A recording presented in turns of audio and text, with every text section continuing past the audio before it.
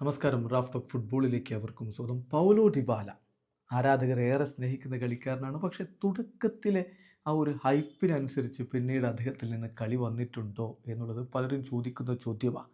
ഇപ്പോൾ റോമയിലേക്ക് പോയിട്ട് എന്തായി? റോമയിലേക്ക് അദ്ദേഹം എത്തിയതിന് ശേഷമുള്ള ചില കണക്കുകൾ നോക്കുക. റോമയിൽ അദ്ദേഹം എത്തിയതിന് ശേഷം റോമയ്ക്ക് വേണ്ടി ഏറ്റവും അധികം ഗോളുകൾ അടിച്ചത്, ഏറ്റവും അധികം അസിസ്റ്റുകൾ കൊടുത്തത്, ഏറ്റവും അധികം ബിഗ് ചാൻസുകൾ ക്രിയേറ്റ് ചെയ്തത് ഒക്കെ ഡിബാലയാണ്. റോമയിലേക്ക് അദ്ദേഹം ചേക്കേറിയ മുതലുള്ള കണക്കുകളാണ് ഈ പറയുന്നത്. അവിടെ എത്തി ആ കാലയളവിൽ ഏറ്റവും അധികം ഗോളും അസിസ്റ്റും ബിഗ് ചാൻസും ഒക്കെ ഡിബാല തന്നെയാണ് നേടിയിട്ടുള്ളത്. കണക്കുകൾ നോക്കുക. 15 മത്സരങ്ങൾ അദ്ദേഹം അവർക്ക് 95 മത്സരങ്ങൾ, 15 അല്ല 95 മത്സരങ്ങൾ അദ്ദേഹം അവർക്ക് വേണ്ടി കളിച്ചു. അങ്ങോട്ടേക്ക് ചേക്കേറിയിട്ട് അതിൽ 74 എണ്ണത്തിലാണ് സ്റ്റാർട്ട് ചെയ്തത്. 36 ഗോളുകൾ, ആ കാര്യത്തിൽ അദ്ദേഹം ഒന്നാമതാണ്. അക്കാലയളവിൽ 18 അസിസ്റ്റുകൾ, ആ കാര്യത്തിലും അദ്ദേഹം ഒന്നാമതാണ്. 54 ഗോൾ പാർട്ടിസിപ്പേഷൻസ് ആണുള്ളത്.